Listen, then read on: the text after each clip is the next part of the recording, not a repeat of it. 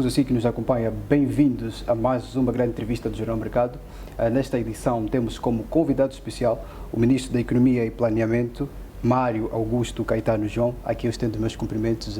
Muito obrigado pela disponibilidade. Eu é que agradeço por essa possibilidade, a oportunidade. Muito bem. Mário Augusto Caetano João é mestre em estudos portugueses pela Faculdade de Letras da Universidade Carlos de Praga, da República Checa. Também é mestre em Economia Agrária e também fez o doutoramento em Estudos Africanos. O ministro começou a trabalhar na McDonald's e hoje é ministro da Economia de Angola. Como é que foi essa trajetória?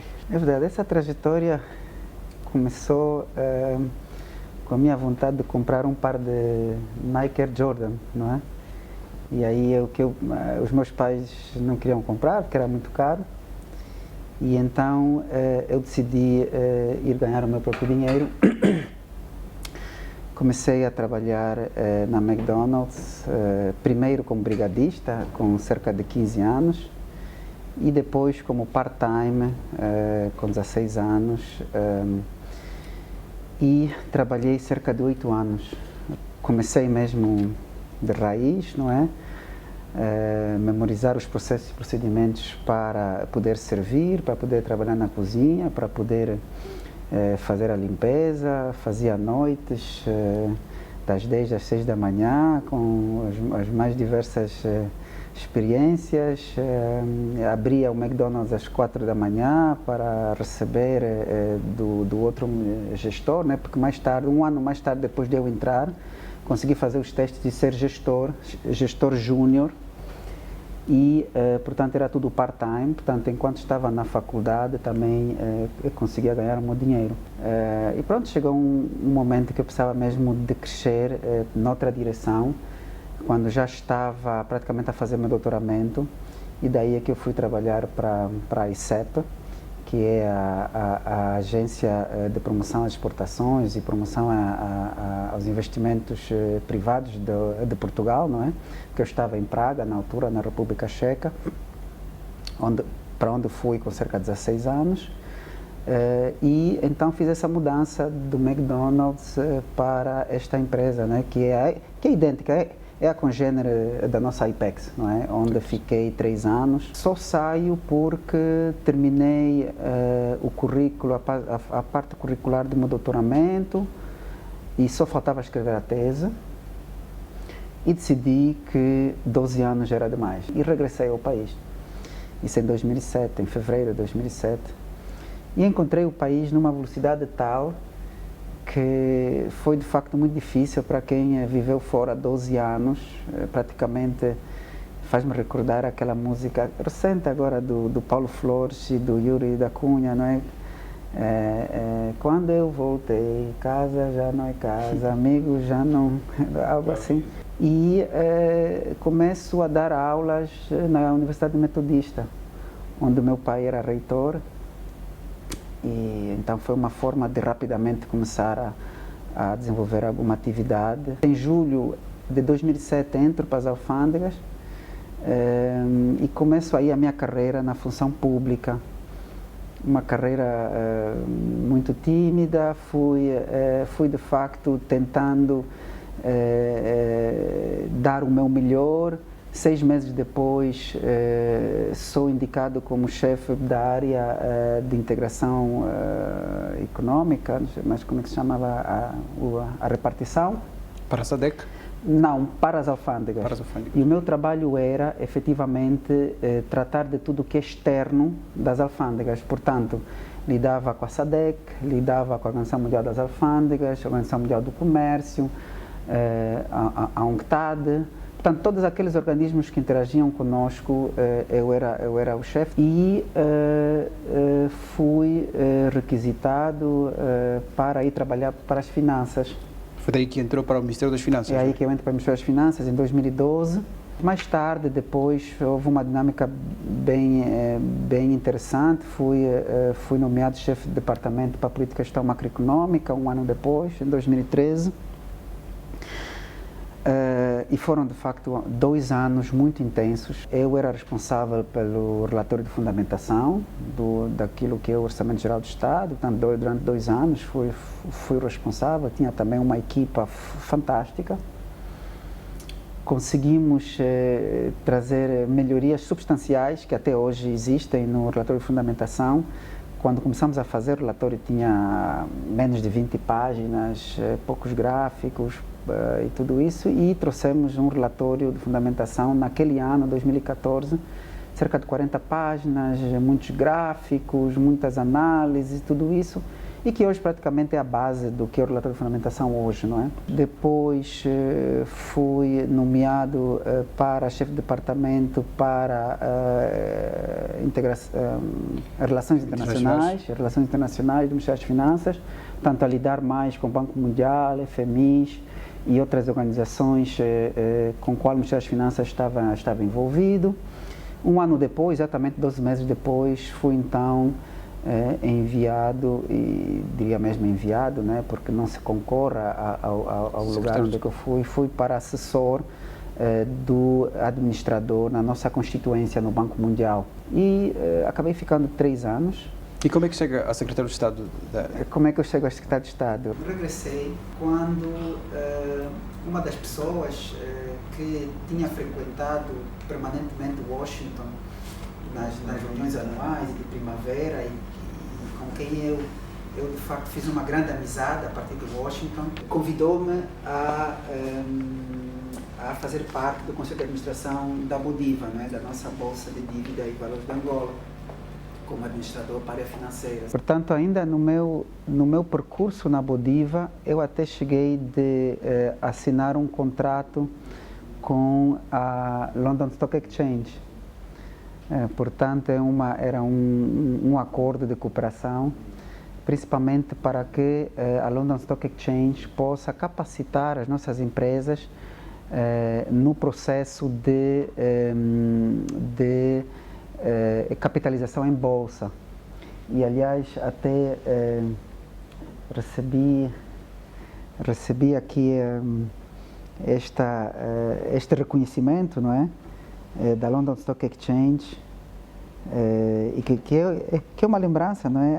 Às vezes passamos por percursos profissionais onde não recebemos nada, e aqui é uma boa lembrança. Mas fiquei só 3 meses, quando tinha a sensação que tinha uma longa carreira à minha frente, e porque também já estava a entrar em contato com o Banco Mundial, deixei lá muitas amizades, para poder atrair o máximo de assistência técnica para a Bolsa Dívida e Valor de Angola, para a Bodiva. É assim que 3 meses depois sou convidado a fazer parte do governo enquanto secretário de Estado para a Economia, um funcionário de raiz do Ministério das Finanças, não é? A ir apoiar o Ministério da Economia e Planeamento, com de facto um ministro que eu já conhecia enquanto funcionário das finanças, e que sempre me deu muito bem. E 1 ano e meio depois, não é, em dia 1 de setembro, exatamente dia 1 de setembro, sou eu nomeado para ministro. Todas essas nomeações muito surpresas para mim. Mas pronto, eu entrego-me e procuro dar do meu melhor, não só no que toca à atividade da instituição que me é entregue, não é? Onde efetivamente eu tenho metas e responsabilidades, não é? Políticas, mas enquanto funcionário público que vi as mais diversas situações, enquanto técnico, enquanto detentor de cargo de chefia, vi também algumas situações menos agradáveis, não é? Que é absolutamente normal em qualquer parte da coisa, quer no setor privado, quer no setor público.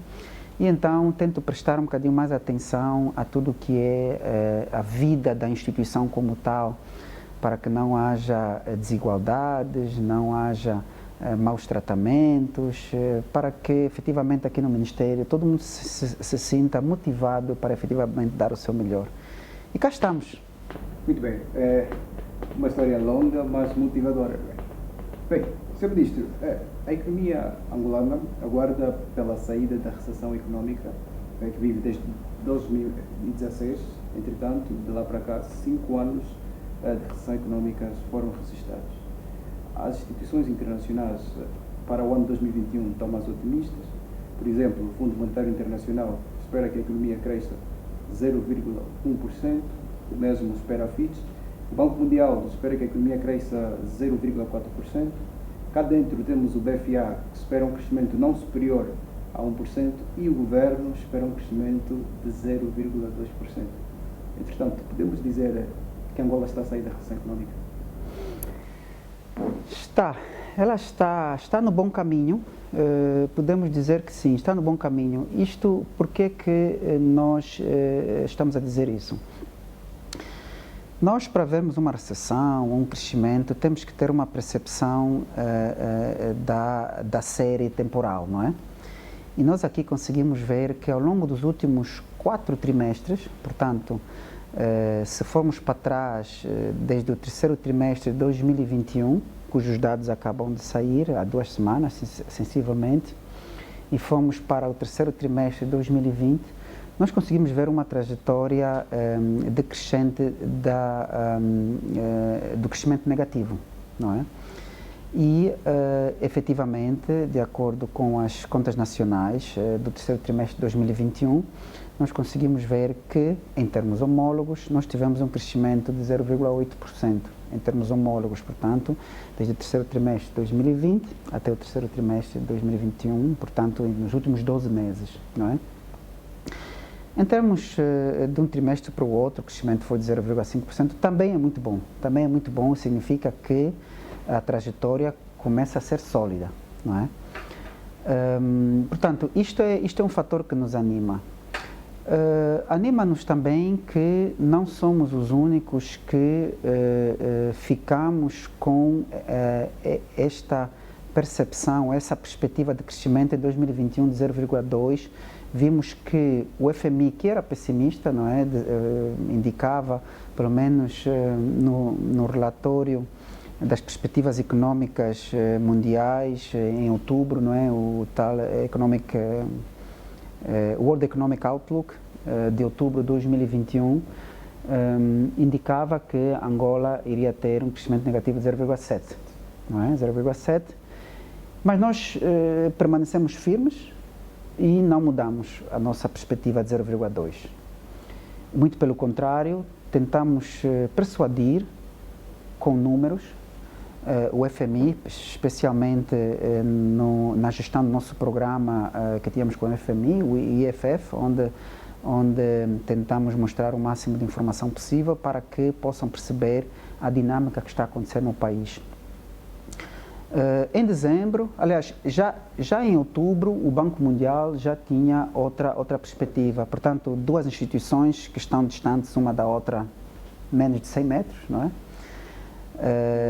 Em Washington, estão a menos de 100 metros. Ela já tinha uma perspectiva de 0,4 para 2021. Isso deu-nos um sinal interessante, mas decidimos ficar pelos nossos 0,2. E assim ficamos até que o FMI, com o término do programa, efetivamente disse que deveríamos crescer em 2021 0,1%. 0,1%. Portanto, estamos em crer que efetivamente possamos crescer o 0,2%. É claro que precisamos de fechar ainda o ciclo, ou seja, ver aquilo que será o desempenho do 4º trimestre de 2021, cujos resultados vão sair em junho, julho.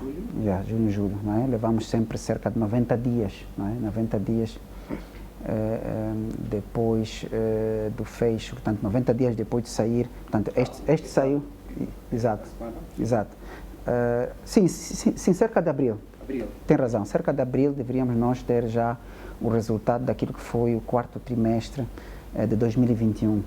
E espero que todo esse esforço que está a ser feito pelo Executivo e aqui dar ênfase efetivamente ao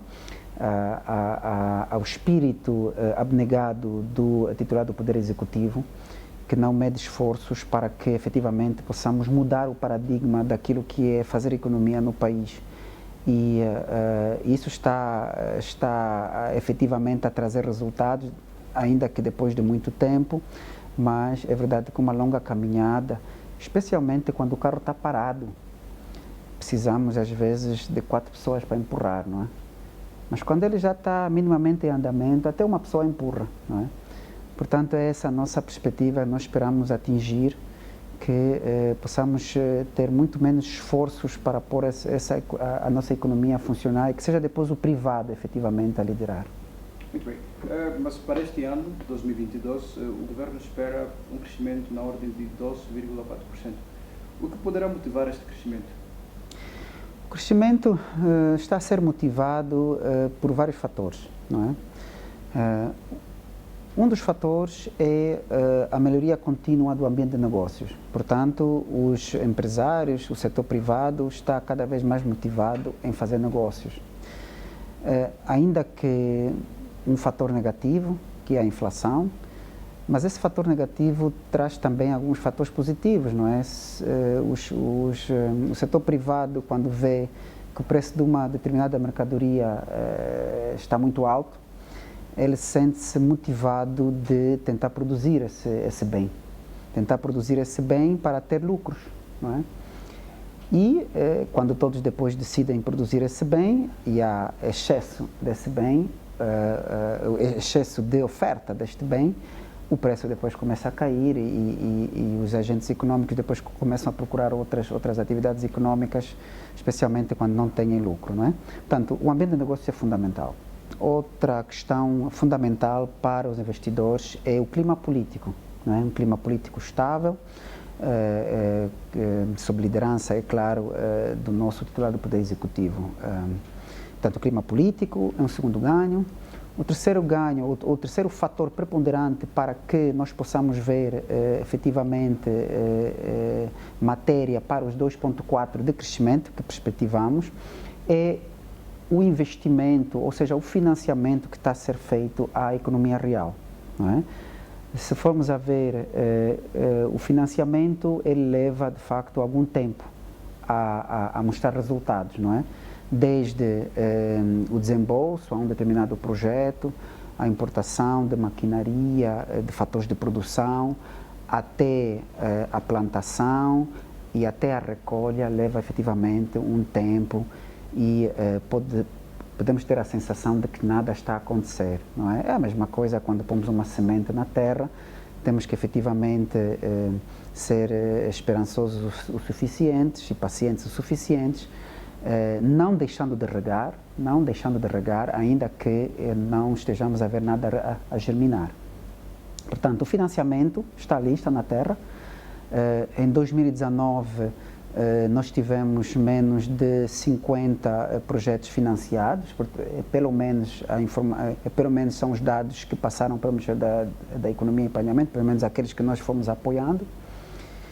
Em 2020, um ano depois, já tivemos mais de 450 projetos financiados, ou digamos aprovados, 450 projetos aprovados em 2020. Portanto, foi um crescimento substancial, diria até exponencial.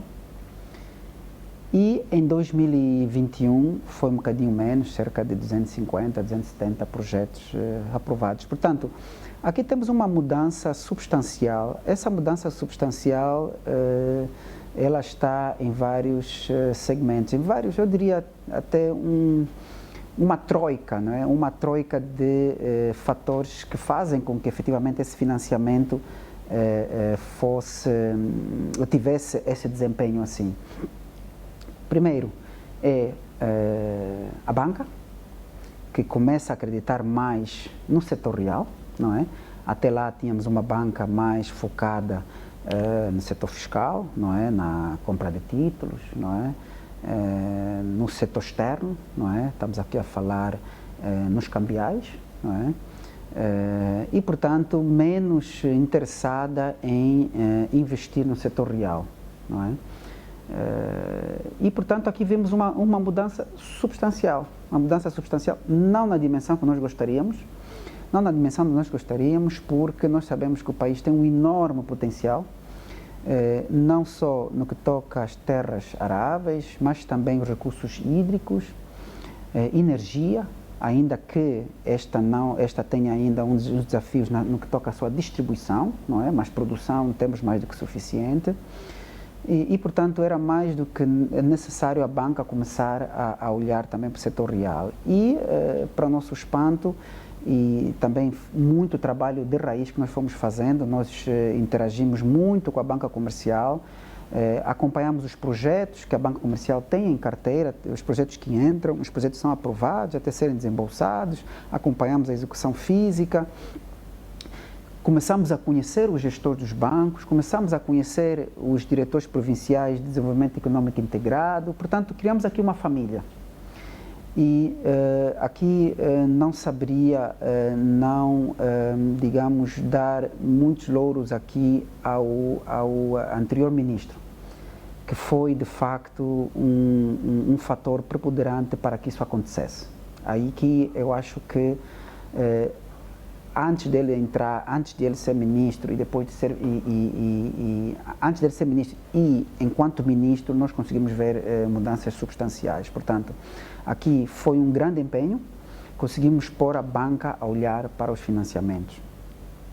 Outra questão preponderante, digamos a quarta, é o clima macroeconômico. Não podemos deixar de lado que o clima macroeconômico foi também um fator preponderante para que as coisas começassem a andar numa boa direção e que, permanecendo controlável, temos a certeza de que podemos ter efetivamente taxas de crescimento que podem rondar os 2,4. Estamos aqui a falar da taxa de câmbio, não só conseguimos finalmente estabilizar a nossa taxa de câmbio e até provocar uma apreciação da nossa moeda. Aliás, são muitas as gerações, ou seja, as gerações mais velhas dizem que nunca viram quase apreciar, não é? Portanto, aqui não só estabilizamos, trouxemos alguma dignidade à nossa moeda nacional, mas também trouxemos também um novo paradigma de gestão do mercado cambial, que é uma taxa de câmbio flexível. Uma taxa de câmbio que é o resultado da procura e oferta de cambiais. Portanto, isto foi um ganho. As famílias hoje conseguem efetivamente, as famílias e as empresas conseguem efetivamente melhor perspectivar aquilo que é o seu futuro, aquilo que os espera, conseguem perspectivar aquilo que serão os custos efetivamente à sua frente. Portanto, mercado cambial. Conseguimos também no setor fiscal diminuir aquilo que é o rácio da nossa dívida. O rácio da nossa dívida já atingiu no passado cerca de 120% do nosso PIB e hoje está sensivelmente a 70%, portanto isso foi um exercício também enorme, principalmente aqui liderado pelo Poder Executivo, via, é claro que aqui temos que realçar também o Ministério para a Coordenação Econômica, que tem exatamente esta tarefa de ligar os mais diversos setores e fazer com que a transmissão de política, da política macroeconômica de um setor para o outro seja o mais suave possível para que efetivamente não tenhamos aqui distúrbios. Portanto, estamos a diminuir o rácio da nossa dívida pública. Isto também demonstra ao setor privado algum maior apetite em investir e principalmente trabalhar com o Estado, não é? Se o Estado endivida-se e paga, então vale a pena fazer negócios. Portanto, trouxemos aqui também alguma confiança. Trouxemos também alguma melhoria, principalmente naquilo que alguns diplomas que trouxeram uma estabilidade do setor fiscal. Vamos aqui a falar do diploma ligado à Lei da Responsabilidade Fiscal. A Lei da Responsabilidade Fiscal garante com que determinadas metas fiscais não sejam atropeladas, não é? Estamos aqui a falar, por exemplo, metas muito simples, como, por exemplo, a despesa corrente ser sustentada pela receita corrente, não é? Isto traz o conforto de não precisarmos de endividamento externo para efetivamente gerirmos o país. Portanto, isto é um ganho fundamental. E vários outros ganhos que os nossos parceiros internacionais têm estado a acompanhar. Chegaram até no passado de, entre aspas, ir apostando que o país ia entrar em default e verdadeiramente o país não entrou em default, o país soube segurar efetivamente a sua política macroeconômica e hoje, estabilizado o volante, numa ótica de viatura, não é? Estabilizado o volante, que é a política macroeconômica, temos que agora prestar atenção ao motor, não é? O motor que é a economia. O motor da economia ainda continua a ser o setor petrolífero. Portanto, esse relacionamento da economia não se deve também à melhoria do setor petrolífero? O setor petrolífero não está a melhorar. O setor petrolífero está em queda substancial nos últimos 5 anos. Setor petrolífero, por exemplo, nós conseguimos ver que no trimestre, nas últimas contas nacionais, nós conseguimos ver uma queda de 11%, uma queda de 11%, portanto, um crescimento negativo de 11%. E, portanto, o setor petrolífero não nos está a ajudar muito. Isso relacionado ao preço do petróleo, por exemplo? Sim, eu vou chegar lá. Portanto, no que toca à taxa de crescimento, e portanto estamos aqui a falar crescimento real, na taxa de crescimento real da economia, o que conta aqui são as quantidades e não o preço da mercadoria. E, portanto, é de facto o aumento ou o declínio das quantidades que fazem o crescimento ou o declínio da economia. Agora, é verdade que o setor petrolífero, que hoje representa menos de 30% daquilo que é o nosso PIB, não é? O setor petrolífero representa menos de 30% daquilo que é o nosso PIB, mas ele tem um impacto substancial fiscal, não é? Ele tem um impacto substancial fiscal, cerca de 65%, talvez 70%, também depende do preço, não é?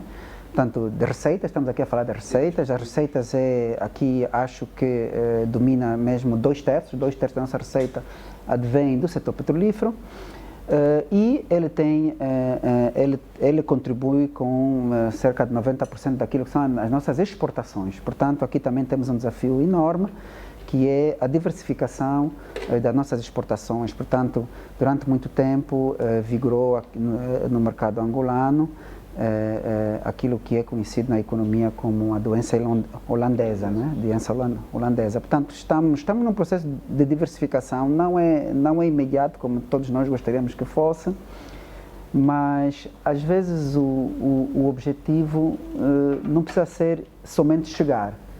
Estar no bom caminho também pode ser o objetivo. Muito bem. Falou sobre ambiente de negócios.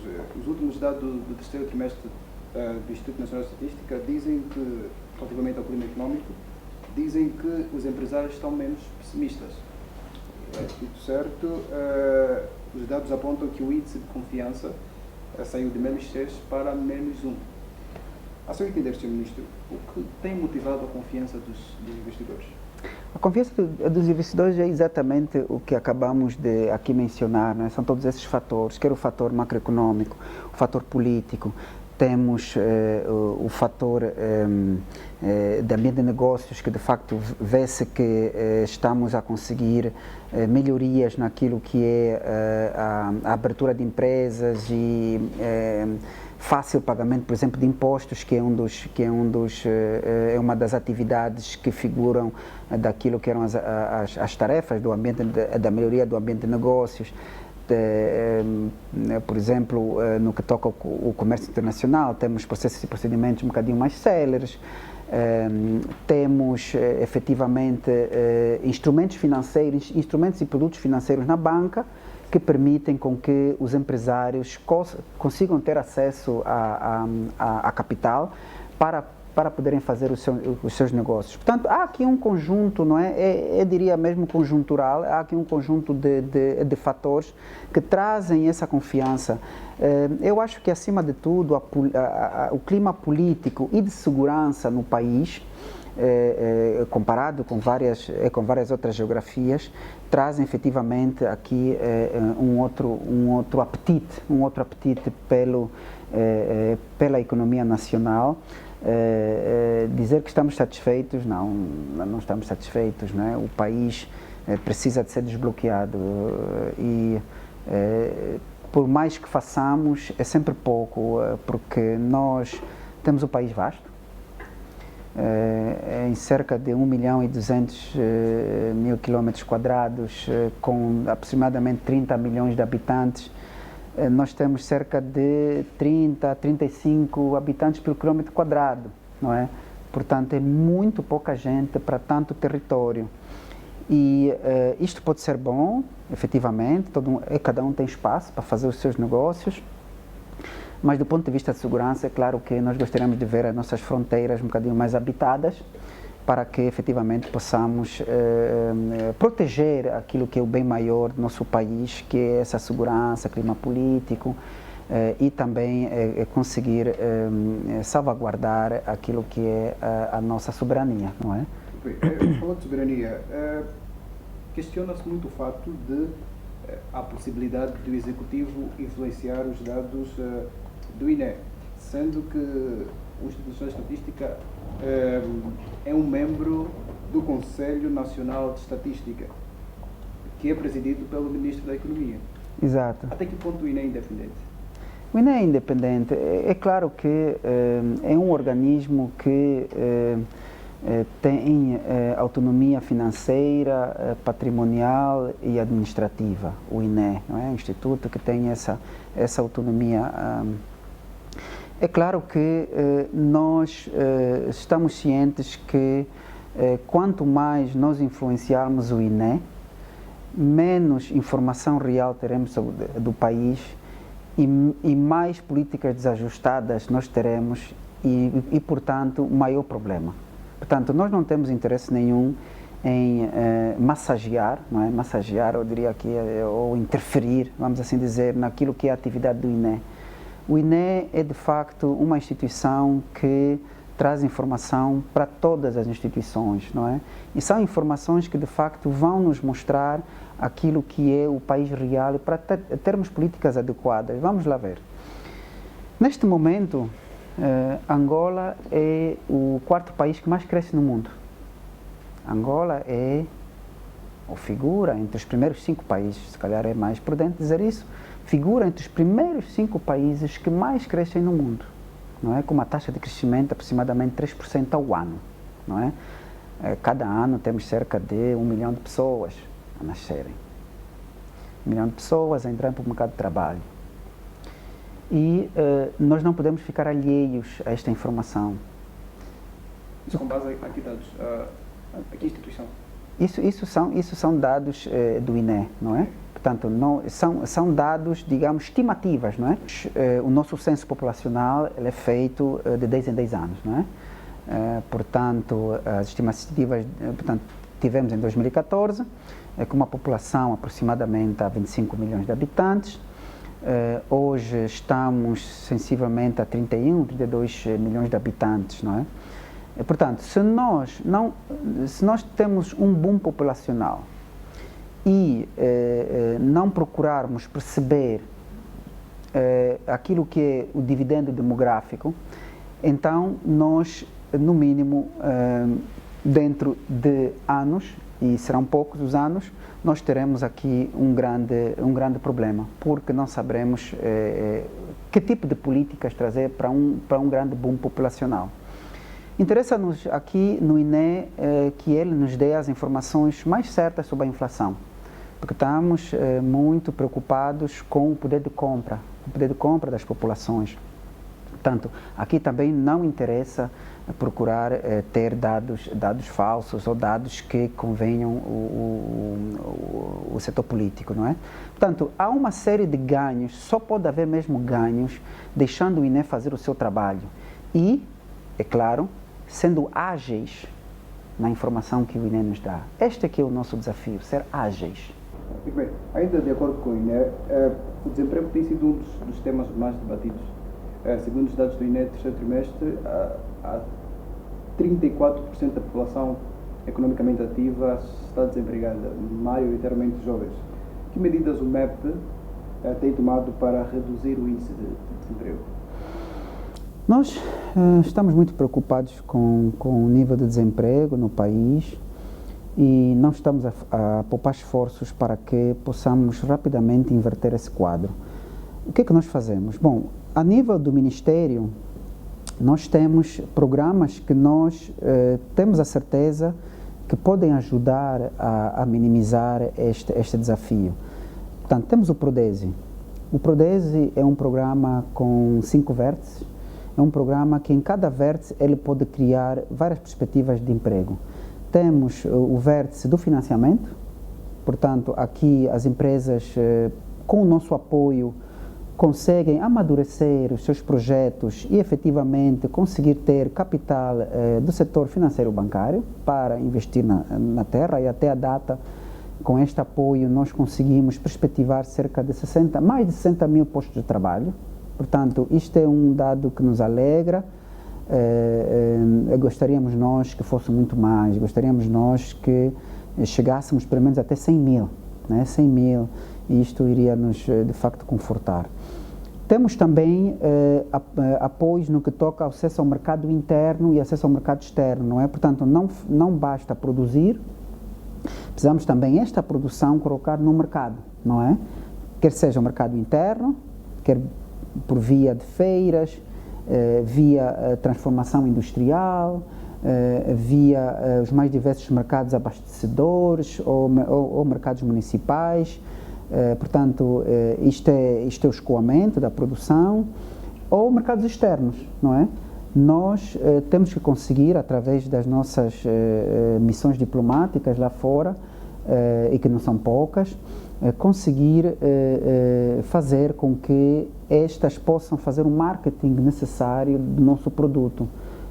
Como? Olhando para produtos similares que estão naquele mercado, não é? E que demonstram que existe uma determinada cultura de consumo daquele produto similar, e se então aquele consumidor no outro mercado externo consome produtos similares, por que o nosso não seria consumido? E sabemos nós que em África nós temos vários produtos de muito boa qualidade, somente não são conhecidos. O marketing externo é ainda um desafio para nós. E, portanto, dando o mercado, significa maior produção, e maior produção é mais emprego. Temos também o vértice da capacitação. Na capacitação, nós procuramos fazer com que o máximo de empreendedores e potenciais empreendedores possam efetivamente melhorar a sua produtividade e, melhor, é claro, que perceber o negócio para onde se vão lançar, não é? Portanto, nestes vértices aqui, nós procuramos fazer com que o setor privado seja cada vez mais agressivo naquilo que são as oportunidades de negócio. Temos também um programa, o PREI. O PREI é um programa que, de facto, ele está em cadeia com o Prodesi, porque o PREI, ele identifica a atividade econômica informal, capacita, dá um microcrédito, é acompanhado, o microempreendedor é acompanhado e ele torna-se um cliente do Prodesi. Ele torna-se efetivamente um empreendedor que amanhã pode ir à banca comercial. Portanto, o Prodesi PREI, o terceiro grande pilar é continuar a desbloquear o ambiente de negócios no país, para que outros, mesmo sem financiamento, porque nem todos precisam de financiamento, há uns que só precisam de mercado, já já receberam financiamento, já estão a produzir, agora precisam de mercado, precisam de expandir o seu negócio, precisam de um ambiente de negócios propício. Portanto, este é a nossa terceira área de intervenção direta. Depois temos áreas de intervenção indireta, porque nós estamos a gerir o PDN, o Programa de Desenvolvimento Nacional. Neste Programa de Desenvolvimento Nacional nós conseguimos ver a grande floresta daquilo que outros programas e outros planos que efetivamente são complementares àquilo tudo que nós fazemos, ou nós somos complementares ao que eles fazem, e conseguimos efetivamente fazer com que haja aqui algumas sinergias, não é? Por exemplo, entre o PREI e o PAP, não é? Que é o plano de ação para a promoção da empregabilidade. Muito bem, falou, num dos vértices falava sobre o escoamento dos produtos, não é? Entretanto, tem-se queixado muito do estado das estradas nacionais, que tem condicionado o escoamento de produtos e mercadorias. Como é que o Ministério da Economia e Planeamento olha para esta situação? O que é que tem feito para melhorar esta situação? Bom, de facto é um desafio que não nos deixa dormir, não é? Porque não só tivemos o grande desafio para formalizar um determinado empreendedor, portanto, nós apoiamos com a formalização do seu dossiê de crédito, ora não tem título de terra, ora não consegue receber o alvará, e portanto todas essas atividades para que ele efetivamente possa ir à banca. Aí é financiado, que também é um desafio enorme, e depois de financiado ele efetivamente produz, e quando acaba de produzir, em alguns casos produzem de forma menos planificada, portanto não se interessam ainda pelo mercado, não é? Vão produzir em algum sítio e depois, quando já têm um produto, fazem pressão para que o Estado efetivamente apoie a escoar aquela mercadoria. Noutros casos, efetivamente, as infraestruturas rodoviárias, de facto, elas vão se degradando, não é? Vão se degradando e fazem com que o escoamento da produção, ora não aconteça a custos elevados e que depois efetivamente se refletem naquilo que é quer a variação dos preços, quer em alguns casos até o nível de preços, não é?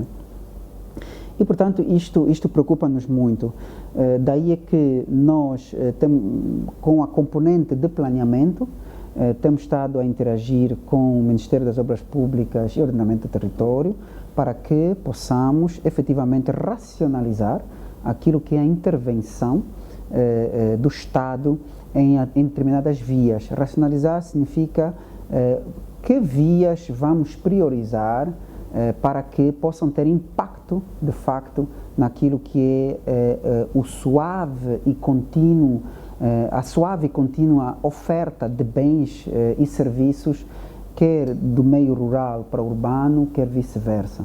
Portanto, isto é um desafio. Por outro lado, nós estamos também envolvidos numa medida, diria eu, assim de curto prazo, enquanto esta de médio e longo prazo vem sido solucionada, que é a disponibilização a preços bonificados de 500 carrinhas numa primeira fase. Claro que numa segunda fase serão muito mais carrinhas, não é? Portanto, estas carrinhas poderiam ir distribuídas pelas 18 províncias, poderiam chegar a 27, 28 carrinhas por província, e isto poderia de facto trazer uma diferença.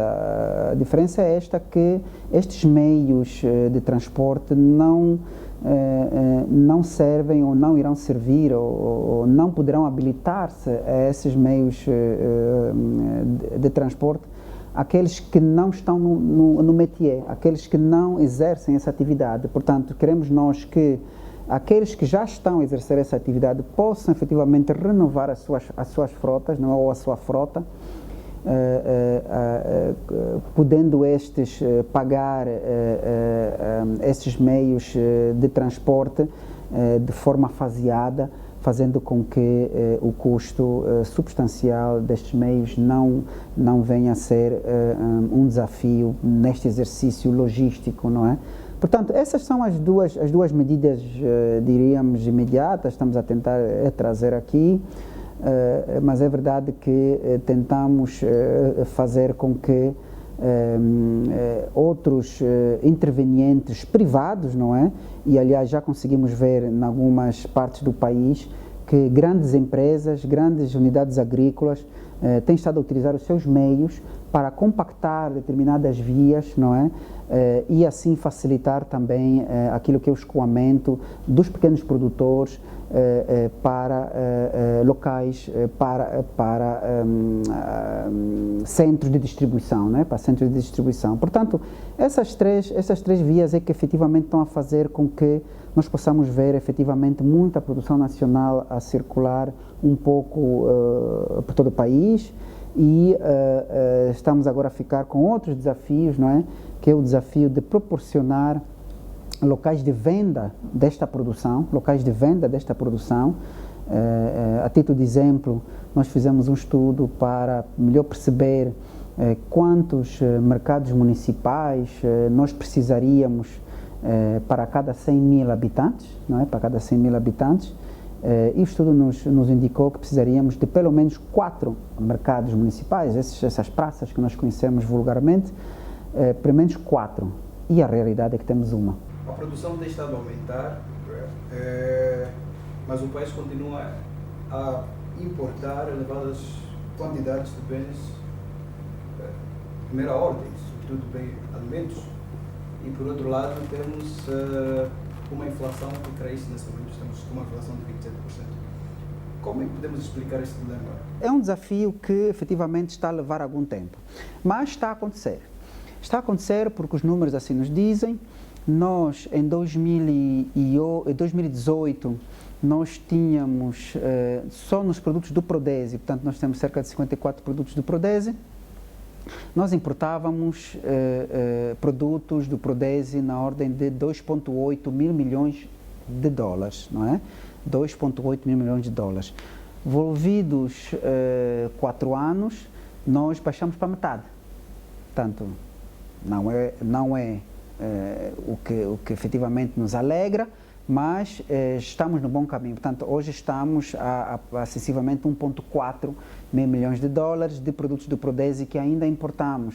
Mas importamos também porque não temos oferta suficiente, quer porque estamos ainda no processo de aumento da produção, que está a andar a um ritmo linear crescente, a cerca de 5% ao ano, portanto 5% ao ano é aquilo que é a taxa de crescimento da produção vegetal e animal, mas há culturas que nós não conseguiremos aumentar nesta proporção, nesta dinâmica, como por exemplo alguns cereais, aqui estou a falar do trigo. Não obstante, nós termos alguns empreendedores que de facto procuram desafiar até teorias efetivamente da agronomia, procurando mostrar que o país pode efetivamente produzir trigo e trigo em quantidade, não é? Como por exemplo no Bié nós temos um jovem produtor que é muito conhecido, o Vinevala, que tem estado a aumentar substancialmente as suas áreas de produção de trigo, não é? E trigo, de facto, trigo, como todos os cereais, são produtos que, de facto, fazem toda a diferença. Fazem toda a diferença porque eles, de facto, podem ser armazenados para longos períodos de tempo. Isto faz com que eles sejam procurados nos órgãos de defesa e segurança. Isso faz com que eles possam efetivamente trazer algum conforto também aos produtores, que não precisam imediatamente vender, podem esperar até o preço subir a um nível que permita cobrir os custos de produção e, portanto, os cereais para nós faz toda a diferença. Estamos aqui a aumentar a nossa produção, quer no trigo, quer no milho, Massango e Massambala, de facto, no sul do país temos estado a estabilizar a nossa produção, mas estamos também a aumentar a nossa produção também noutras áreas, nas frutas, nos tubérculos, temos informação que estamos entre os primeiros 5 maiores produtores de mandioca, e mandioca também é um produto fundamental naquilo que é a nossa segurança alimentar. Portanto, essa substituição ela está a ser paulatina, mas estamos confiantes, estamos no bom caminho, quer no que toca aos números da importação, que estão a cair, e quer também nos números da produção. No que toca à inflação, à variação de preços, nós temos que aqui olhar para vários determinantes daquilo que é a variação dos preços, não é? Aqui um dos fundamentais é neste momento, não é, como um país ainda fortemente importador, que é a inflação mundial, não é? E, portanto, como somos importadores, estamos a importar a inflação, não é? Se o produto tem estado a sofrer uma maior variação, se um produto X está a sofrer uma variação do índice de preço ao consumidor de X% no mercado Y, onde nós vamos comprar, certamente vamos comprar aquele produto mais caro, e, portanto, estaremos a importar este produto inflacionado e, de acordo com outros determinantes, como, por exemplo, a logística. Aliás, nós vimos que durante algum tempo as províncias estavam fechadas. Se não estavam fechadas, havia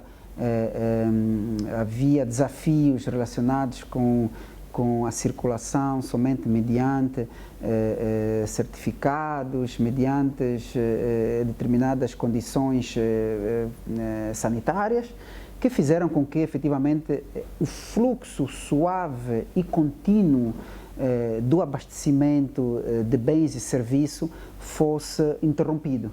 E quando há interrupção, de facto, cria uma maior pressão sobre os produtos, e a pressão sobre os produtos vai trazer, de facto, pressão aos preços. Portanto, temos que trabalhar para que esta cadeia logística de produtos que vêm do meio rural para o urbano ou para o meio suburbano seja o mais suave possível. Temos que procurar aumentar a nossa produção substancialmente para que estejamos a importar cada vez menos. E tendo já a nossa taxa de câmbio praticamente estabilizada e a apreciar, nós temos uma enorme oportunidade de tirar o máximo de proveitos para a exportação, não é? Porque, afinal de contas, do ponto de vista do dólar, o nosso produto é mais barato, começa a ser cada vez mais barato, né? Sempre que a moeda aprecia, ele torna-se mais barato para a exportação. Portanto, é também uma oportunidade. Muito bem. Falou sobre o papel da banca, da contribuição da banca. Visto que a linha de crédito da Deutsche Bank da Alemanha é uma das fontes de financiamento de Prodese, por que há pouco crédito disponibilizado por essa linha até o momento? Sim, de facto, isto preocupa-nos muito, preocupa todo o Executivo, incluindo e principalmente o nosso titular do Poder Executivo, que vê-se muito preocupado que depois de termos negociado, digamos, é um acordo quadro praticamente, é um acordo quadro com o Deutsche Bank, com uma filial do Deutsche Bank, não é, na Espanha, num montante de $1 milhão, não é? $1 milhão. Efetivamente, temos alguns empresários a conseguirem efetivamente fazerem as mais diversas etapas, cumprindo os mais diversos critérios para que possam aceder a essa linha. A verdade é que trata-se de uma linha sofisticada, uma linha que requer alguma maturidade dos empresários e está a trazer aqui alguns desafios.